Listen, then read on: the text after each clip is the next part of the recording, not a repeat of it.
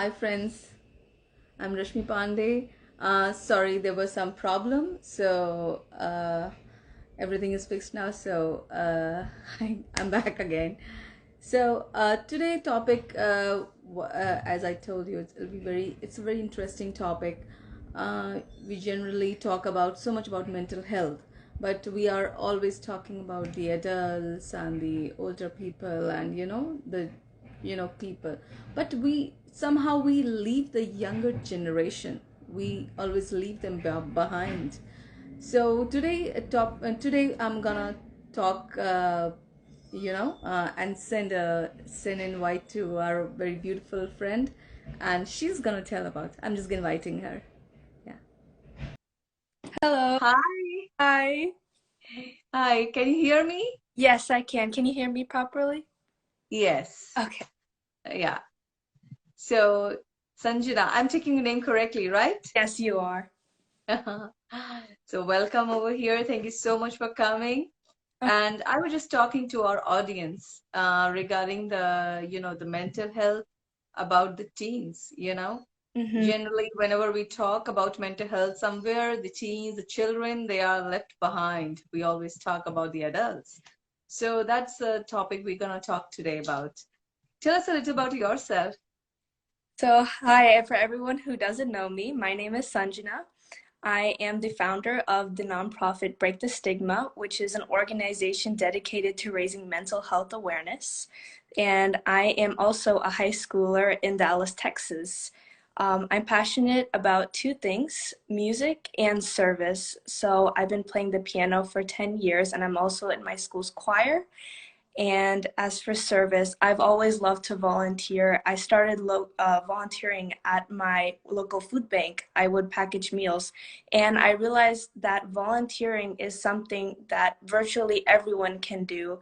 It's something very simple, but it has such a positive impact in the community. And I realized that I wanted to do that going forward.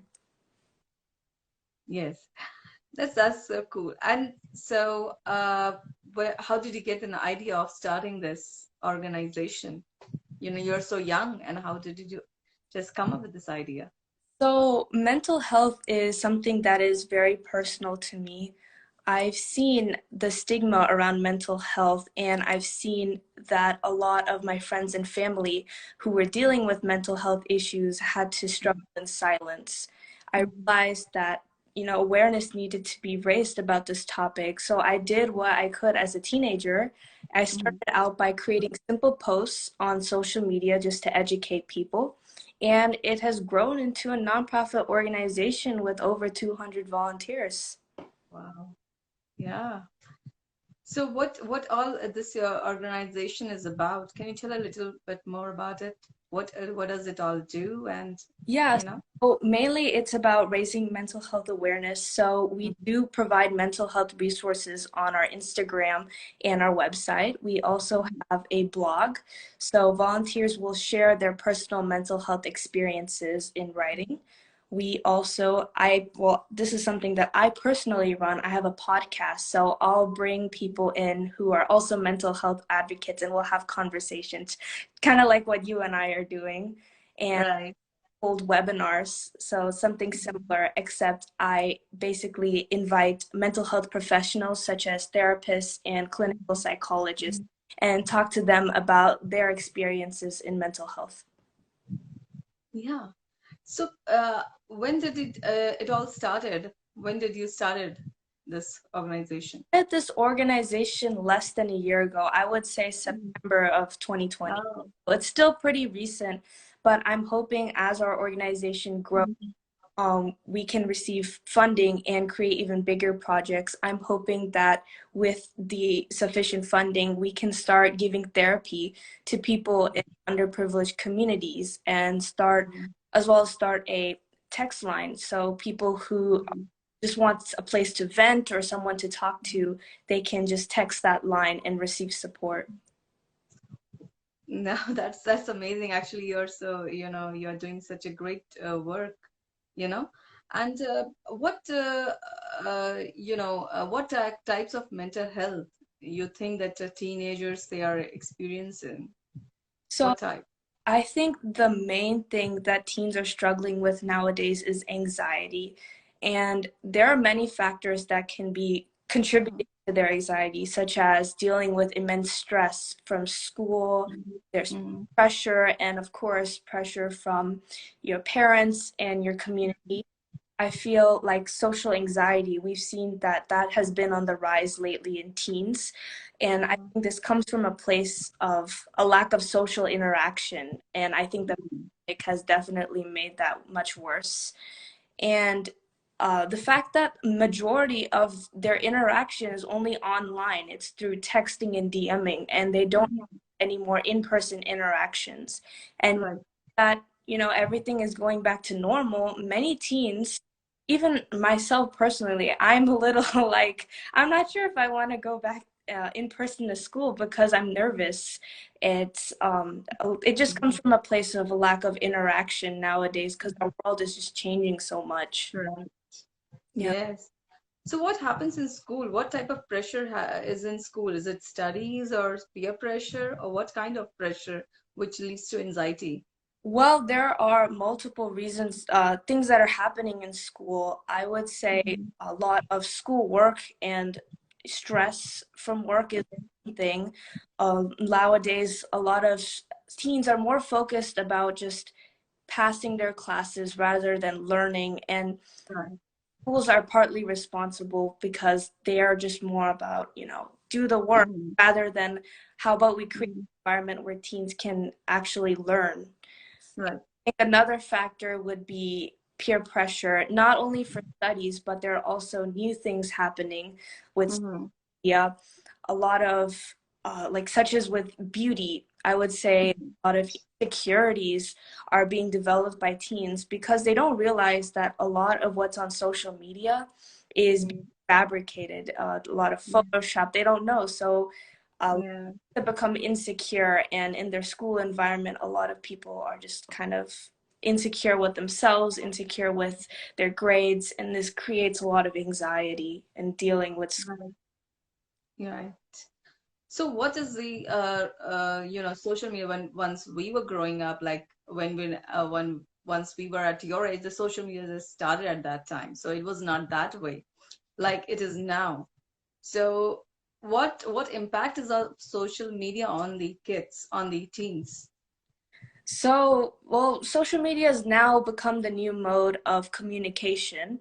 I think Mm-hmm. that it comes with a lot of pros and cons. Mm-hmm.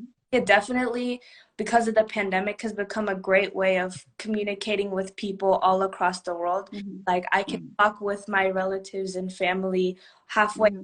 the world in India, and I think Right. it's really useful that way. And it can also be used as a way to raise awareness, just like what Mm-hmm. your Desi Girl magazine is doing great. Yeah. And I think that it definitely has a lot of advantages, but it can also have a bunch of disadvantages as well because Mm-hmm. if this is the only place where teens are communicating just on social media, they don't know how to interact in person anymore. And Mm-hmm. a lot of things about social media itself can be very unhealthy and toxic. Mm-hmm. These days, since the inception of social media and all this coming up, there has a lot of been cyberbullying. What are your views on that? Yes, definitely. I think cyberbullying is a major issue.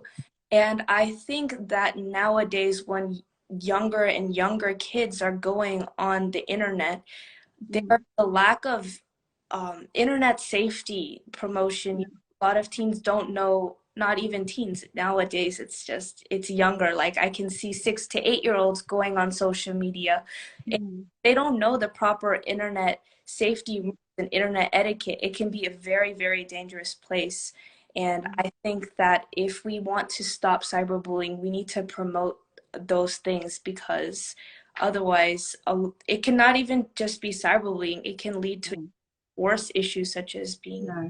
groomed and trafficked. It's just there needs to be a lot of internet awareness on how to deal with it, Mhm. how to deal with negative comments, and how to reach out for support. Not get affected by it. That's true. Yes. So Have you once you started this, did you get any real, can you share some stories or some real cases which come up to you where you guys provided the, mental awareness to them and talking about them? Yes, so actually, like I mentioned earlier, I did have a blog that our organization is running.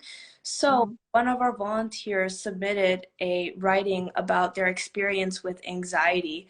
In fact, we received multiple submissions, but this one in particular was just an eye-opener to us about how much teens are struggling with because they wrote a very detailed response about how it was not only just school that they were dealing with, it was a combination of their Mm-hmm. personal issues that they had to deal with. And the fact that, unfortunately, a lot of people online don't take mental health issues seriously. And Right. not only was she dealing with anxiety, she had to deal with comments of people telling her it was all in her head, making her feel like Mm-hmm. person and lowering her Mm-hmm. esteem, which ultimately led to make her anxiety. Mm-hmm.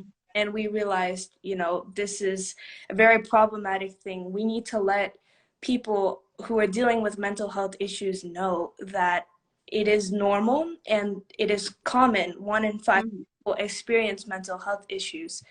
So Mm-hmm. that is something that we are aiming to do. So we do provide a lot of guides Mm-hmm. about what is anxiety, the common symptoms of it, and we also promote ways to take care and cope.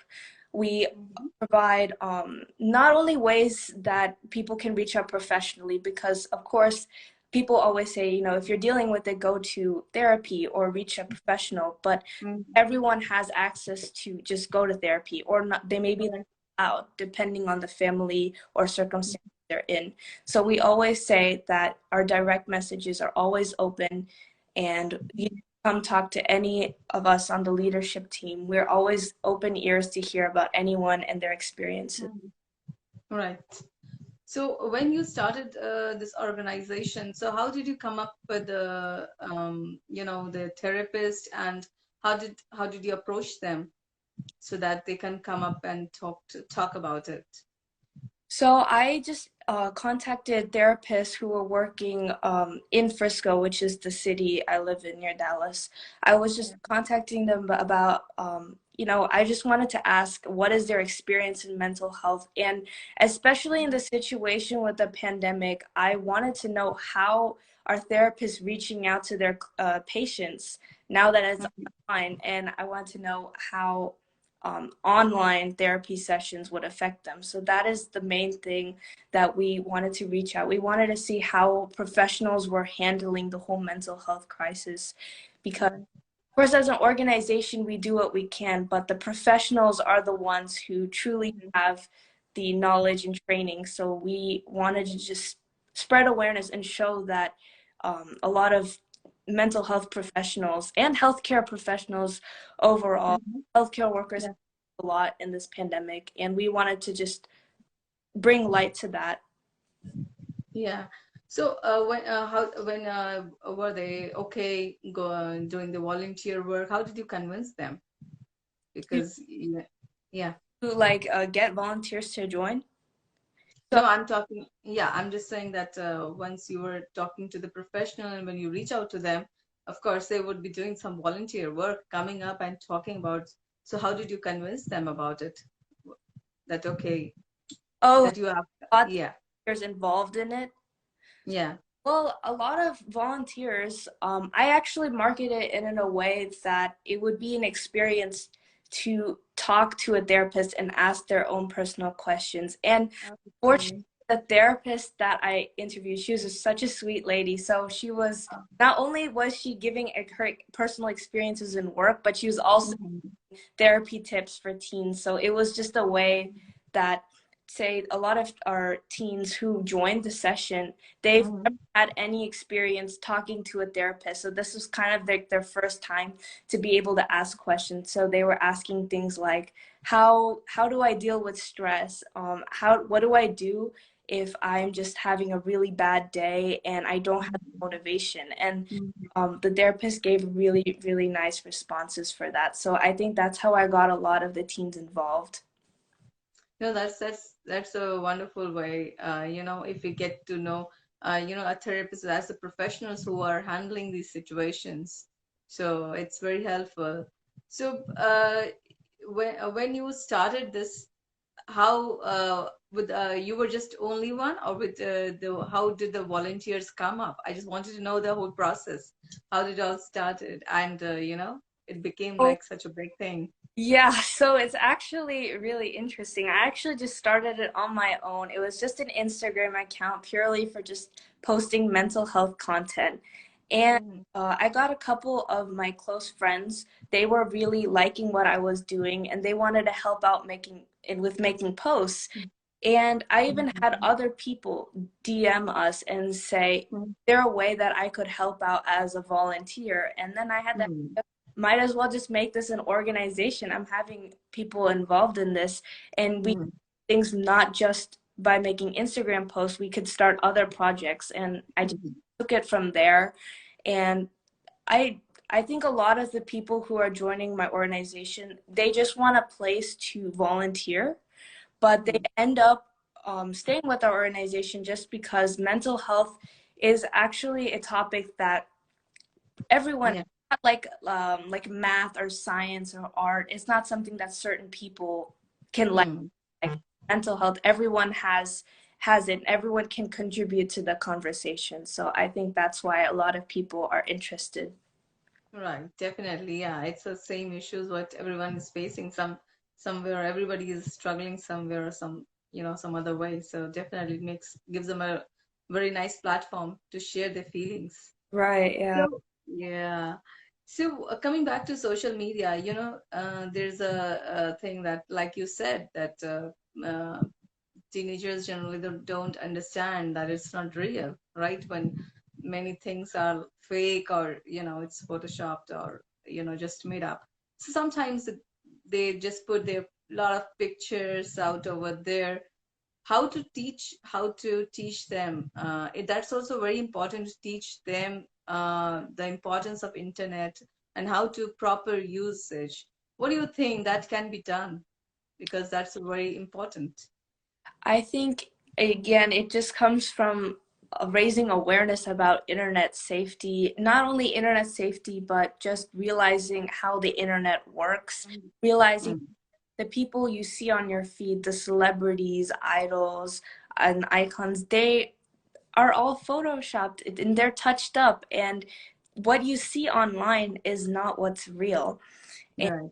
I think if teens can at least understand that, then I think that they will be less insecure about themselves because they're comparing themselves to not real people. They're comparing themselves Right. to touched up images. So it's not the Mm. I think if we just raise awareness about how the internet works, Yes. spread self-love, Yes. the self-love is also important because you can promote as much as you want, but if they don't love themselves, then the insecurities will always remain. So I think Mm. promoting the concept of loving yourself the way you are um, Mm. is a very important thing to know for especially for younger people, younger teenagers who are more impressionable. I think that they should know that they are fine perfectly the way they are, physical features, and really what's on the inside matters.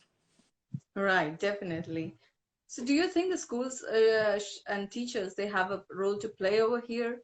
They should definitely come up, because they are the one who are, the making the guiding the kids towards their future. It's them. So do you think they have a very important role to play over here, and they should do something about it? Of course, I think that schools are very responsible for creating not only an environment for academic success, but an environment where students can actually thrive. Mhm. That deals with mental health. I think that if schools taught more about internet safety and if they provided actual mental health resources for students who are struggling, gave their counselors, because many schools already have counselors, if they just gave them some mental health training to help out kids who are dealing with crises, or maybe they can't reach out to their parents at home for whatever circumstance, they can know that at least at school they have some adult that they can talk to. I think that schools and school systems should work on implementing that. Definitely. So there is a lot of bullying issues which happen. We always hear these stuff. So how to deal with it if it happens? You know, it can anyone can be into it. Sometimes it really leads to I will say, a bigger, it becomes something. A small thing becomes a big thing sometime. So how to stop it if it happens? And it is also a part of mental issue, what kids they go through. Yeah, So I think that's really true. I think that many times cyberbullying can start off with something small. It just starts off with teasing and joke mhm, and ends up becoming severe. It can be yeah, horrible things and hatred.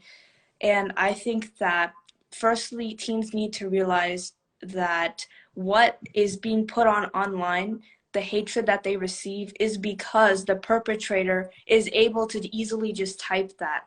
Because when you're right. screen, it's so much Mhm, easier to say whatever you want to say versus if you saw that in person. And of course, in person bullying does happen, it is very real.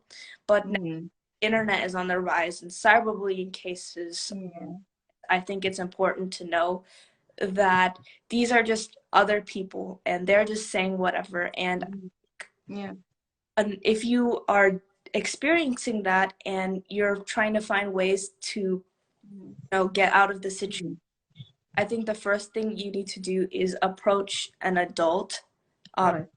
your friends. I think it's important to always have someone you can talk to, including. Mhm, But for situations like these, I think you really need to reach out to an adult, a parent, even if someone at school, like a teacher or a counselor, mhm, to let them mhm, know what's going on, because the adults are responsible and they will take the situation, especially if it's something really dangerous, such as right. can even take it to the police. So I think that they need to know that this is a Mhm, serious situation, and yeah, adults will know what to do. They can gather the evidence and take it to other people. right. So that's a real thing, which the kids they should definitely reach out to somebody for help. But sometimes what happens that there are a lot of kids who are introverts and they are scared of something, or even they don't have somebody. So what advice like you like to give to those students or those kids that just come up? Because it's, if somebody is like outspoken or something, they want to reach out, or they are mentally more stable, it becomes easy. But once they are not that way, so have you ever got any that kind of case which got severe or something? And what steps has been taken? I think for people who are more introverted and scared to reach out, whether it's for cyberbullying or anxiety or whatever situation that they're dealing with, the most common response is they just want to hide it. They want to hide behind a mask, and people just cannot tell what's going on because it's a mental health issue. Unlike a physical health issue where you can just see it, it's something that you just simply cannot see unless they tell you about it. And what we always say is you need to find at least that one person or even thing to talk to. So Right. I I've heard, actually, I did a podcast episode about cyberbullying, and the person I was talking to, she's also a mental health advocate. She told me that she too was introverted and she struggled with telling people that she was dealing with this. And she started off just by talking to her pillow, Hmm. I know. just a way to relieve Yeah. stress. Because if you keep it within yourself, keep the issues, it will just bubble up until it explodes. So you just need to let it out somehow. Journal, talk to an inanimate object, do something to cope until you can find the courage to open up to at least one person, preferably someone who you can trust on. Even if you don't feel comfortable talking to like a therapist or counselor, we recommend telling it to like a trusted friend or adult, just that you feel really comfortable with. And then from there, try to take it to a professional if possible. Right. Right. So that, yeah, definitely. So, what advice you like to give? We talked about so much thing, but in the one goal, if I'll say, what you like to tell every teenagers, and I will say everyone, what they should do if they are experience such things. What should they do? You know. Well, the first thing I do want to remind, if I could remind everyone, is that you are not alone. It Mm. may seem like you are the only one going through this thing and no one else may understand what you're going through. But Mm. mental health struggles are something incredibly common. And there are so many people out there who are willing to give you support, who are willing to hear your story. And I think you just need to realize that there are so many people out there who are ready to help you and ready to get you the support that you need. And what I recommend, of course, is following mental health accounts. Just surround yourself with mental Yeah. positivity. And I think that's just a great way because there's so many resources just on Instagram. There's so many organizations just like Mm. you and I who are starting conversations about this thing, and if they could realize, this is something common. People are talking about it, and I feel like I'm in an environment where I can be comfortable addressing my issues, then I think Mhm. it's a great idea. Of course, there's also professional resources. If you are dealing with something that is serious, we always say that you need to seek professional help as soon as possible, whether it's from a therapist, a psychologist, psychiatrist. And if you are dealing with something immediate, you can text a crisis hotline or call a crisis Mhm. hotline, which varies country to country. But we always say that it's really important to seek professional help as soon as possible if your situation is really serious. Right. Definitely. Thank you so much for coming and giving a beautiful insight into this. And I will say to all our viewers and all the teenagers, please go and consult some professional help if you are real need of it. And people are, of course, there to help you guys. So you all are beautiful children and beautiful citizens of this world. So please go ahead and you are doing Sanjana is doing such a nice and awesome work. So keep on doing that and yeah, thank you so much for coming. Thank you for inviting me. I really love this opportunity to talk with you and have this conversation. And it was so nice of you to reach out and invite me to this. I really enjoyed it. Oh, thank you so much. Thank you so much. That's what we all are over here for. Thank you. Thanks. Thanks. Bye-bye. Bye bye. Bye.